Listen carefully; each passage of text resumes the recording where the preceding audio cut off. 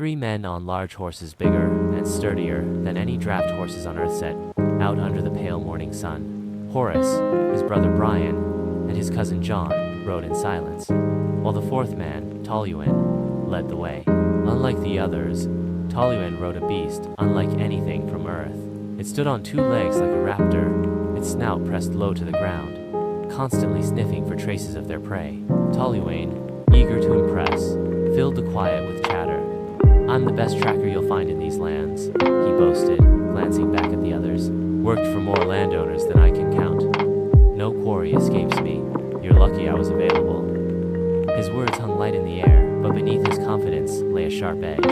This job, after all, could earn him a permanent contract with one of the most powerful rising forces in the region. According to Toluin, the slavers' camp was a 3-day ride. The first day passed quietly until nightfall. As the moon climbed the sky, a chorus of howls broke the stillness. Wolves, larger and more aggressive than any they had faced before, they struck without warning. The battle was fierce, but Horace and his companions, hardened by this brutal world, drove them off by dawn. On the second day, their path led them into a sprawling swamp. The air grew thick, and movement slowed. Gnarled trees jutted from black water, their roots twisting like grasping fingers. Strange, luminous fungi cast an eerie green glow, while distant croaks echoed through the mist. It was a place where even the ground seemed hostile, swallowing each step and sucking mud. As they pushed forward, ripples spread across the water. Without warning, frogmen emerged slimy, humanoid figures with bulbous eyes and jagged teeth. They attacked in coordinated waves, their spears glinting in the dim light. Brian swung his axe in wide arcs, cutting down those who came too close. Toluin, true to his boasts, was quick, and deadly knives flashing as he struck vital points. "Stay sharp, these things like to swarm," he called, kicking a frogman back into the water. Horace stood as a bulwark, his fists shattering chitinous armor with each blow. When two frogmen tried to flank John, Horace seized one by the throat and crushed its windpipe before hurling the other into a tree. Blood splattered across the swamp as the battle raged on. One particularly massive frog met its body, covered in crude tattoo shards from the depths. It swung a rusted cleaver at John, forcing him to stumble back. Before it could strike again, Horace intercepted it, delivering a thunderous punch to its chest. Bones cracked, and the creature collapsed in a heap. When the last frogman fell, the travelers emerged from the swamp wounded but undeterred. The air grew quieter, but the sense of unease lingered, as if the swamp itself resented their presence.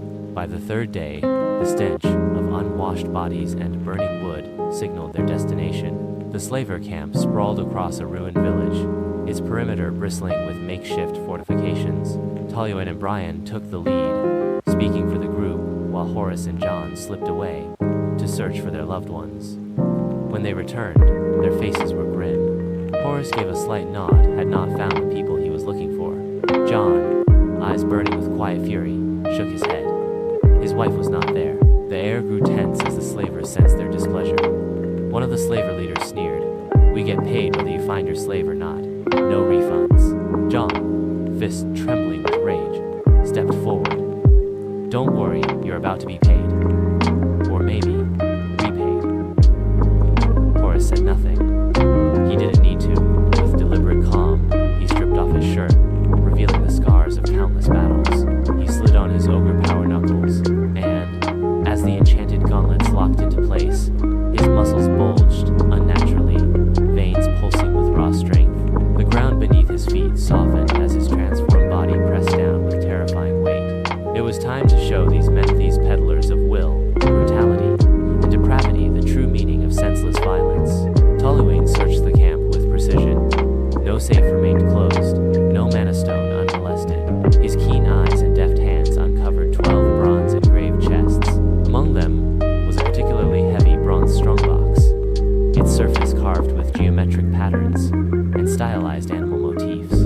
Within it, he found a moderate pouch of uncommon mana stones alongside several rare mana stones, a potion of elemental resistance, and a coded message requiring deciphering, possibly leading to a hidden location or future quest. Meanwhile, Horace broke open the slave cages.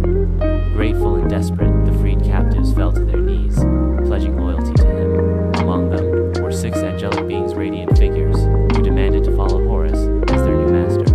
With a nod, he accepted their service.